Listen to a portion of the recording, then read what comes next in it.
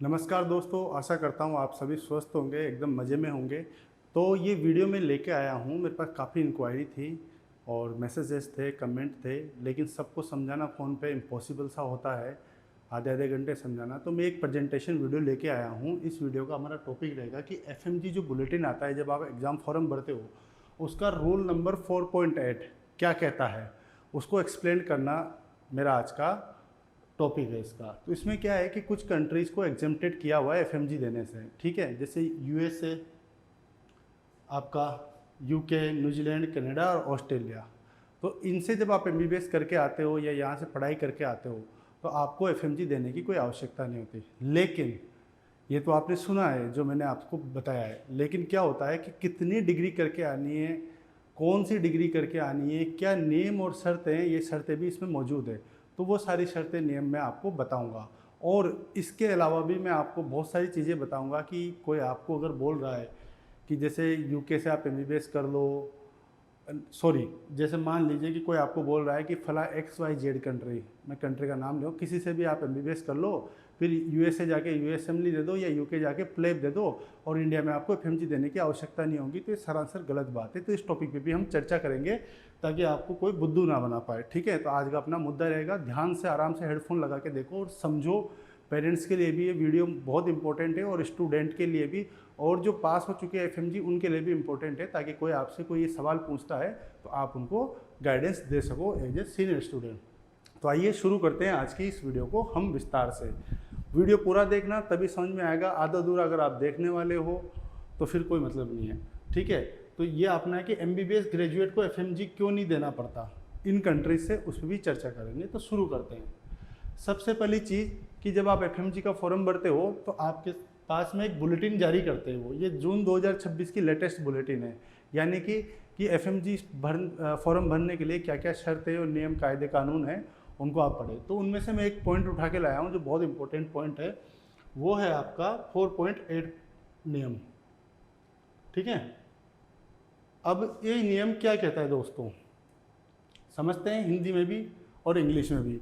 जो English medium वाले हैं स्क्रीनशॉट ले लो या पीडीएफ मेरे से ले लेना, व्हाट्सएप पे आराम से पढ़ लेना, क्योंकि हिंदी भाषी ज़्यादा है, मैं हिंदी में आपको एक्सप्लेन कर देता हूँ कि भारत में अंतिम या स्थायी पंजीकरण चाहने वाले उम्मीदवार को स्क्रीनिंग टेस्ट उत्तीर्ण करने की आवश्यकता नहीं होगी यदि उसके पास, यानी कि भारत में जो रजिस्ट्रेशन चाहता है उसको एफएमजी देने की कोई आवश्यकता नहीं होगी। लेकिन उसके पास क्या होना चाहिए, Australia, Canada, New Zealand, United kingdom यानी कि यूके लंदन वाला, और संयुक्त राज्य अमेरिका यानी कि यूएसए ट्रंप वाला से स्नातक चिकित्सा योग्यता यानी कि प्राइमरी मेडिकल क्वालिफिकेशन यानी अंडर ग्रेजुएट प्रोग्राम, और उसके धारक को यानी कि कैंडिडेट को Australia, Canada, New Zealand, United kingdom, संयुक्त राज्य अमेरिका में स्नातकोत्तर यानी कि पोस्ट ग्रेजुएट, समझ गए आप, थोड़ा सा टिपिकल वर्ड है ये हिंदी वाले। तो पोस्ट ग्रेजुएट यानी कि यूजी प्लस पीजी दोनों डिग्री इन्हीं देशों की होनी चाहिए, चिकित्सा योग्यता में प्रदान की गई है और उसे उस देश में चिकित्सा व्यवसाय के रूप में नामांकन के लिए मान्यता दी गई है। वो इंग्लिश में भी पढ़ लेते हैं चलो आपके लिए। कैंडिडेट सीकिंग प्रोविजनल और permanent registration in India shall not have to qualify, देखो ना ब्लू ब्लू भी कर रखा है, the screening test is he she hold an undergraduate medical qualification from Australia, Canada, New Zealand, United Kingdom, United States of America, and the holder thereof has also been awarded a postgraduate medical qualification in Australia, Canada, New Zealand, United Kingdom or United States of America, has been recognized for enrollment as medical practitioner in that country। क्या समझे इसका मतलब कि यदि आप USA से MBBS करते हो और वहाँ से मान लीजिए आप पीजी भी कर लेते हो, ठीक है, तो आपको इंडिया में एफएमजी देने की कोई आवश्यकता नहीं है। यदि मान लीजिए आपने सिर्फ यूएसए से एमबीबीएस करी और पीजी नहीं करी तो फिर आपको एफएमजी का एग्ज़ाम देने की आवश्यकता पड़ेगी, ठीक है। ये सारी चीज़ें तो दोनों यूजी और पीजी इन्हीं कंट्री से होनी चाहिए, तब जाके आप एफएमजी से एग्जेम्प्टेड रहोगे, ओके। अब आगे और भी चर्चा करेंगे भाई, हम क्वेश्चंस भी लेंगे, ठीक है, जो मेरे से क्वेश्चन पूछते हैं उन क्वेश्चन को भी लेंगे। अब मैं इसका थोड़ा सा और प्रूफ और बता देता हूँ आपको कि गैजेट में भी ये चीज़ लिखी हुई है ऐसा नहीं कि उसकी उसी में लिखी हुई है।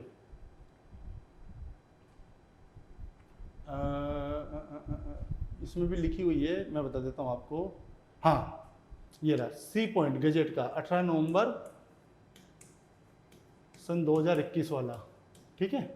इसमें two such foreign medical graduate who are specially exempted by the commission और the central government as the case में बी बाय नोटिफिकेशन, वो एग्जेम्प्टेड है, ये यूएसए कनाडा वाले, ठीक है। समझ गए बात को? ओके, अब आगे भी आते हैं। फिर भी आपके मन में कोई प्रश्न रहता है तो हाथों हाथ आप कमेंट में पूछ लिया करो। अब इन बच्चों को कोई इनसे कोई खास लगाव है इंडिया को या क्या है, क्यों नहीं इनको एफएमजी देने की आवश्यकता होती, तो अभी उसके बारे में भी हम चर्चा करते हैं। क्यों नहीं देनी होती कि नेशनल कमीशन मेडिकल कमीशन के एफएमजी स्क्रीनिंग टेस्ट नियम के रेगुलेशन 4 के अनुसार, ठीक है, जिन छात्रों से USA, UK, Canada, Australia, New Zealand under graduate MBBS qualification और पोस्ट पीजी डिग्री पूरी करने वाले प्रतिबंधन पर स्थायी रजिस्ट्रेशन मिल सकता है, उन्हें भारत में एफएमजी नहीं देना होगा, ठीक है। समझ गए? बहुत सिंपल है, यूजी पीजी वहाँ से होनी चाहिए। अब क्यों नहीं देनी होती उसका भी कि क्वालिटी ट्रस्ट, ये जो 5 देश है वर्ल्ड क्लास कंट्री है, इंग्लिश स्पीकिंग कंट्री है फुली और ताबड़तोड़ कंट्री है, एक तरफ देखा जाए तो यहाँ एडमिशन लेना आसान नहीं होता, ठीक है। डायरेक्ट एडमिशन नहीं मिलता, बहुत सारे टेस्ट होते हैं और कठिन होता है। भारत सरकार और एनएमसी इन 5 देशों यूके, यूएसए, कनाडा, ऑस्ट्रेलिया की मेडिकल एजुकेशन की क्वालिटी ट्रेनिंग और उनके इवैल्यूएशन यानी मूल्यांकन सिस्टम को बहुत उच्च स्तर का और भारत के बराबर या बेहतर मानती है, इसलिए इनको देने की आवश्यकता नहीं होती। Double qualification requirement UG plus PG, छूट केवल अंडर ग्रेजुएट एमबीबीएस डिग्री के बेसिस पर नहीं मिलती है, अभी बताया ना मैंने। नियम के मुताबिक छात्र के पास उस विशेष देश की अंडर ग्रेजुएट मेडिकल क्वालिफिकेशन के साथ साथ वहीं की पोस्ट ग्रेजुएट मेडिकल क्वालिफिकेशन भी होना दोस्तों जरूरी है। दूसरी बात, लीगल प्रैक्टिशनर स्टेटस, इन कैंडिडेट्स को उस देश में मेडिकल प्रैक्टिशनर के रूप में एनरोलमेंट रजिस्ट्रेशन के लिए मान्यता प्राप्त होनी चाहिए, यानी कि आपके पास में इन देश का लाइसेंस होना चाहिए। यह आप इंडिया में प्रस्तुत करेंगे एनएमसी में तो आपको बिना किसी एग्जाम के रजिस्ट्रेशन मिल जाएगा। अब आगे आते हैं कि इसके थोड़े से वो क्वेश्चन भी पूछ ले जो आपके दिमाग में आ रहे होंगे। सिर्फ एमबीबीएस करने से छूट नहीं मिलेगी, मैंने आपको बताया ना, यदि कोई छात्र इन देशों से सिर्फ एमबीबीएस या समकक्ष करके भारत लौटता है और उसने वहाँ की पोस्ट ग्रेजुएशन या लाइसेंसिंग परीक्षा पास नहीं की है तो उसे भारत में प्रैक्टिस करने के लिए एफएमजी या भविष्य में नेक्स्ट देना अनिवार्य होगा, ठीक है। ये है।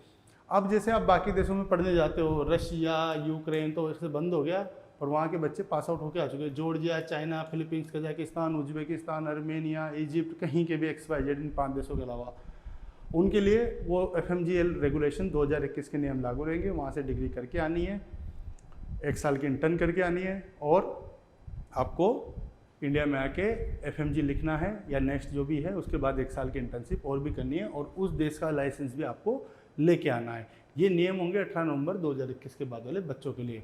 अब एक एग्जांपल देखते हैं। मान लीजिए आपने सिर्फ यूक्रेन से एमबीबीएस किया और यूएसएमली आपने कर लिया, पीजी वगैरह जो भी है यूएसए से, तो सिर्फ पीजी यूएसए से करने से एफएमजी में छूट नहीं मिलेगी। ये क्यों बता रहा हूँ मैं, उसका कारण बताता हूँ मैं।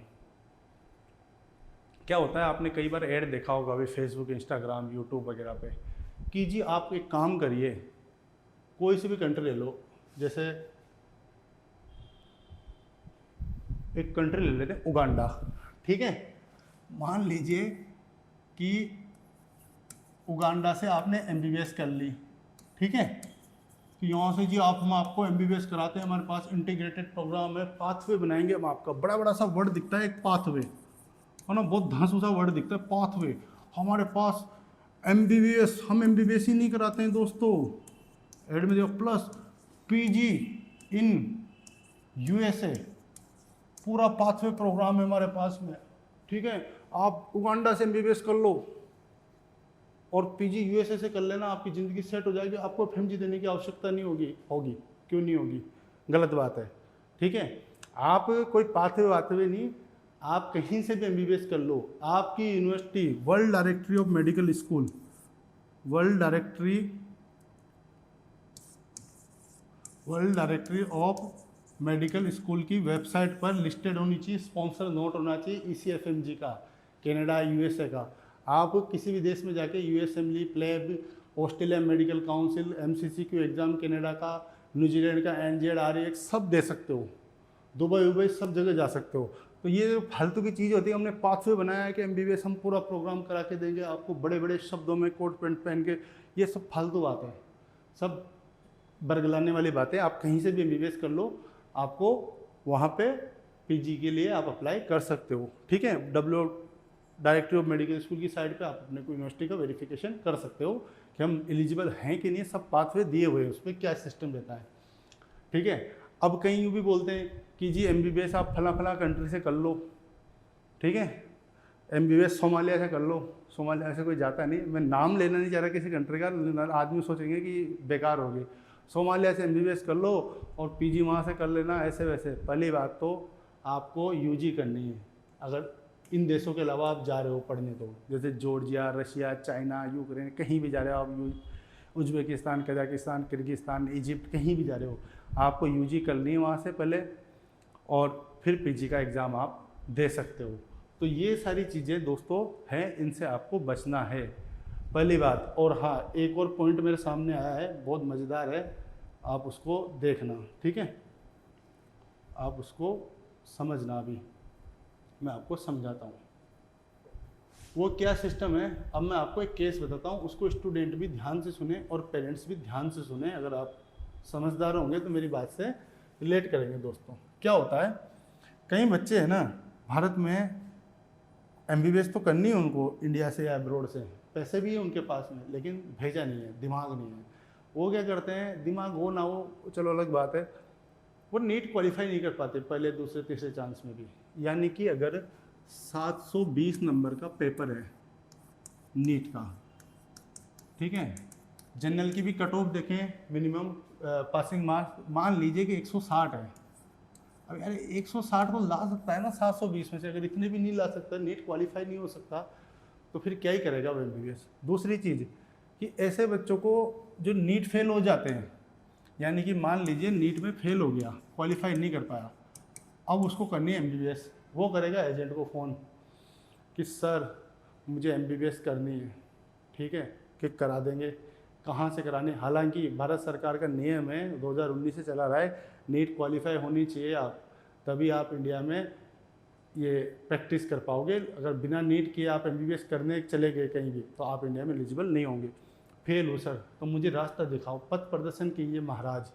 फिर वो महाराज क्या बोलेंगे या महारानी, आप एक काम करो बेटा, आप है ना XYZ इस कंट्री में चले जाओ, ठीक है, आप यहाँ चले जाओ, पर सर मैं तो इंडिया में फिर रजिस्टर नहीं हो पाऊँगा ना, क्योंकि इतना तो उसको भी पता चल ही जाता है, एक दो वीडियो देख।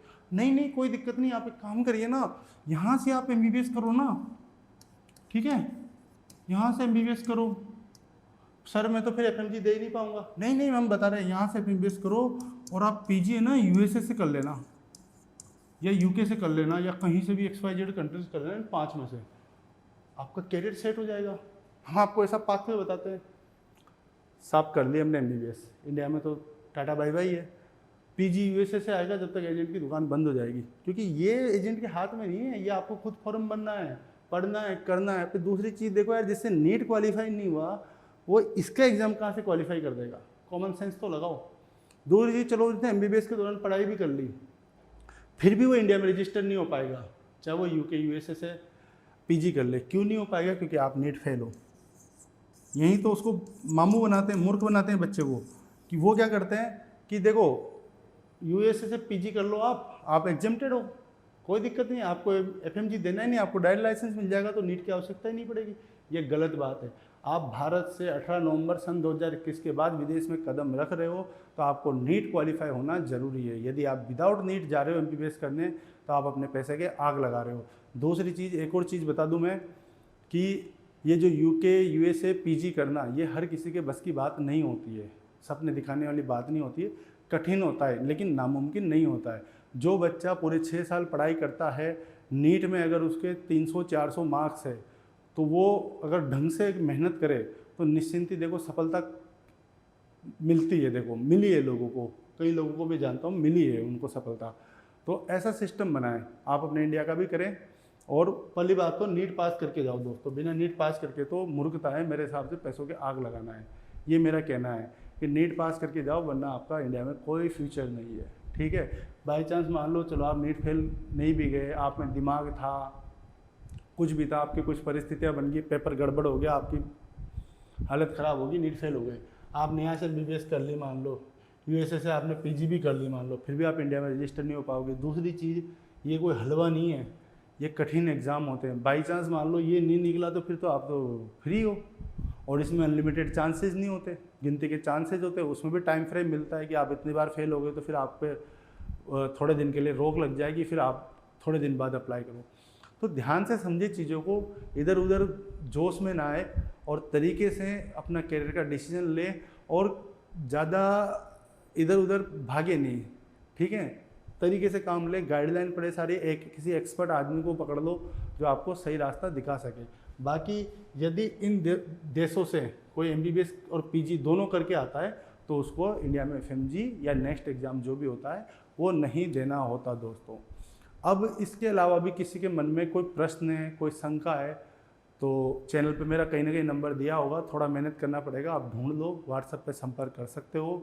लेकिन कोई आपका वैलिड क्वेश्चन हो तभी मैसेज करें, फालतू का मैसेज ना करें। सर USA में एडमिशन कैसे होगा, मैं बता तो दूंगा उसका, लेकिन फिर मैं उसका 10,000 रुपीज़ आपका आधे घंटे का चार्ज लूँगा। क्यों लूँगा, मुझे पता है आप USA में एडमिशन कराओगे नहीं, मेरा टाइम खोटी करोगे। ठीक है, तो ज़्यादा मतलब वो ना करें, जेन्युइन क्वेश्चन हो, क्वेश्चन भेजें व्हाट्सएप पे या फिर फेसबुक यूट्यूब के कमेंट में कर दो आप कमेंट, ताकि जो आपका प्रश्न होगा वही 10 बच्चों का होगा और आपको उसका आंसर मिल जाएगा।